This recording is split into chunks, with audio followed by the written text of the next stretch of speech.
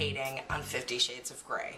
I'm tired of it. Tired of it. Every time I sit down on my computer, I go to FetLife or Facebook or Twitter or whatever, and somebody's always cutting it down. It's usually people who are members of the sex positive community, fellow sex educators, people who belong to the BDSM community, and they all say it's a bunch of trash, it's horrible, it's unrealistic, it's sending bad messages, etc., etc. I'm going to get a few things out of the way. First of all, 50 Shades of Grey is Twilight fan fiction. That's exactly what it is. The characters are based on Edward and Bella from Twilight. If you don't like the messages that Twilight sends, it's the same message in 50 Shades of Grey. You're probably not going to like what the book is telling you. You've got that brooding, emotionally unavailable male who tries to sweep this innocent female off her feet. He's kind of stalkery, controlly, weird.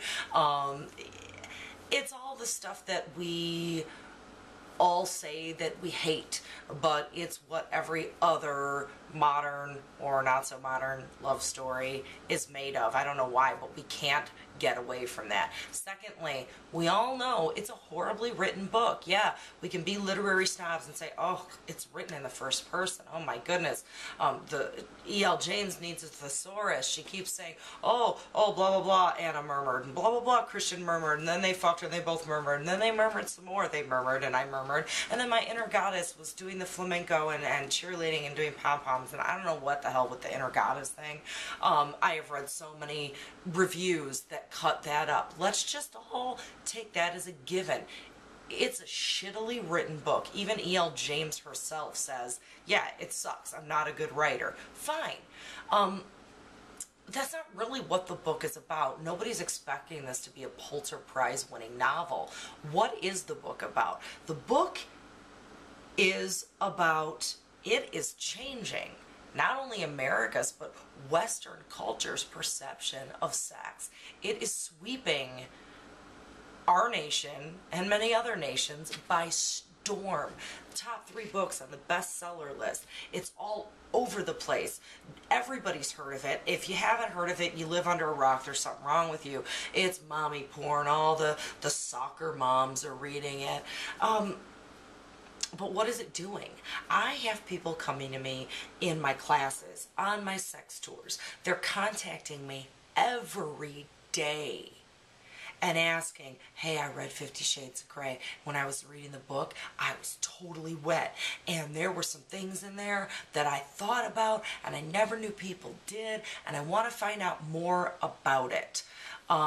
So I try to help these people the best I can. I've always gotten people that came to me with similar inquiries, but not in the droves they're coming to me now. And it wasn't 50 Shades of Grey before that was inspiring them. It may have been another book, or it may have been a fantasy they concocted.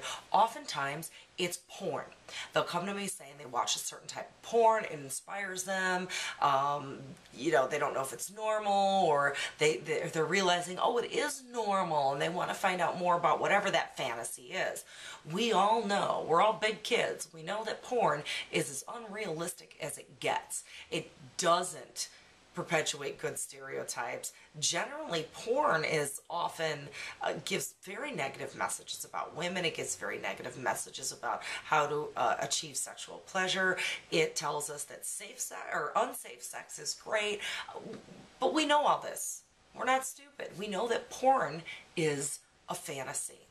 But when it comes to 50 Shades of Grey, instead of us saying, as sex educators or members of the sex positive community, instead of us saying, okay, great, you know, that was your gateway, that introduced you to this or that, I'll give you enough credit to know that you know that's just a fantasy. Now I'll help you incorporate this into your real life and tell you how to work this realistically. Instead, we're cutting down everyone who's reading 50 Shades of Grey. We're saying, oh, you're a stupid soccer mom, you have a 5th grade IQ level if you like a book like that.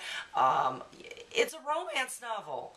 Millions of people read romance novels. It is one of the most popular genres of books.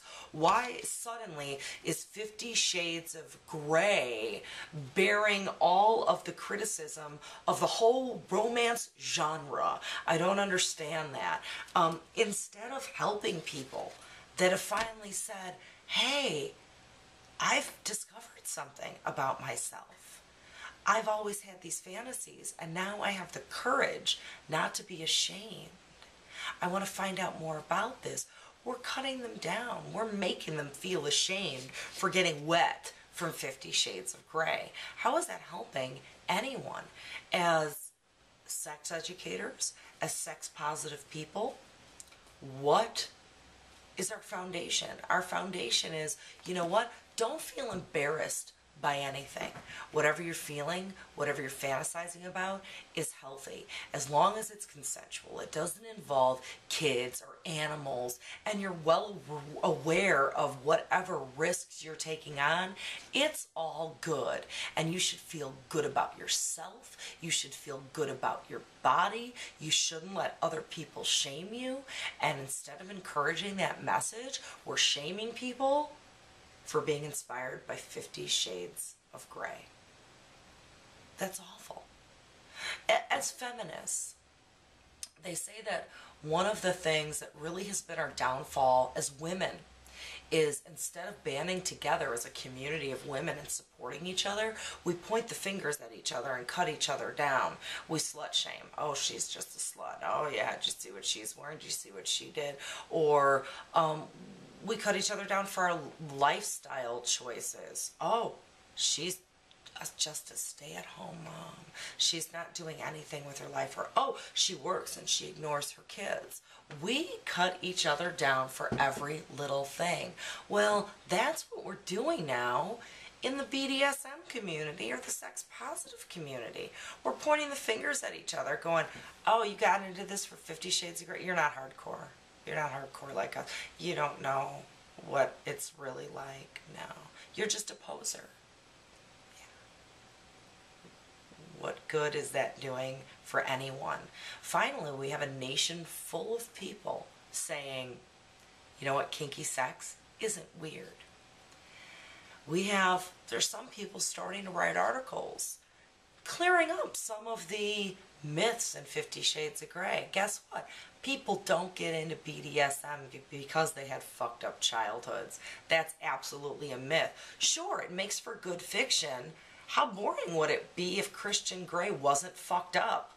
Who would want to read that, right? Stop cutting down 50 Shades of Grey. Sex educators are refusing to read the book because they say, oh, I heard it was a bunch of shit and I'm not going to read that.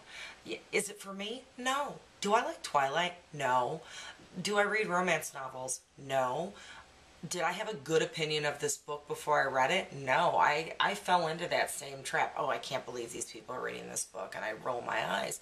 And then I started reading it, and as I started reading it, I kept seeing all the reviews and all the people that were cutting it down. Even people that hadn't read it were cutting it down. And I was like, you know what? I remember back when I was 22 years old, my gateway book, it wasn't 50 Shades of Grey. It was Anne Rice's Beauty series. And back then, that was really risque, and I was embarrassed to tell any of my friends I was reading it. And I told a friend or two just a little bit, and their reaction was, oh, that's disgusting. So I didn't pursue it, and I didn't understand that there were people in real life that actually were kinky. I thought it was just me and Anne Rice had these sick fantasies, and I was like, cool. It took me another 15 years to find that out. Now with 50 Shades of Grey, people are coming out of the woodwork, and they're talking to their neighbors, and they're talking to their mothers, and they're talking to their kids' school teachers about kinky sex. This is awesome. We're learning as a society that people who are kinky aren't the weirdos on Law and Order SVU that get high on ecstasy and the dudes wear eyeliner and they do really weird shit. We're learning that kinky people are me and you and your neighbors and that cute girl that sits next to you on the train and your parents' friends and your parents.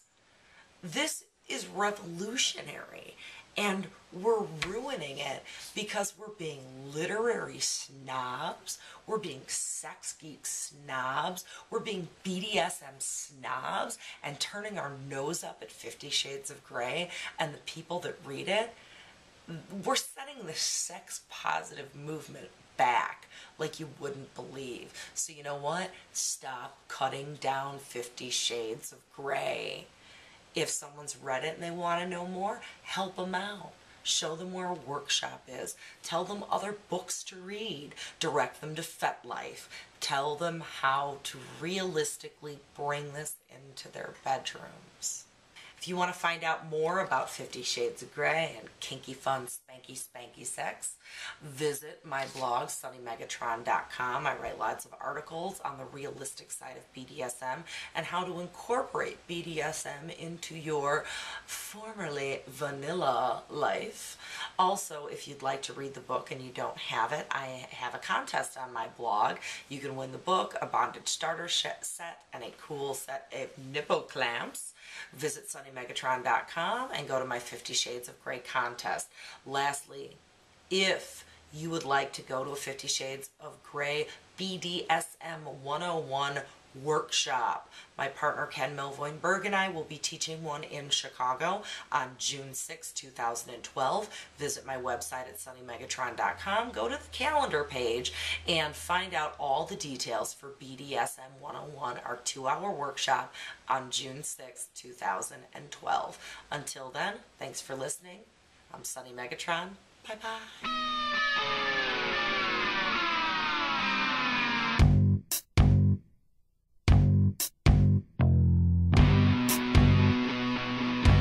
But I say some pretty filthy things.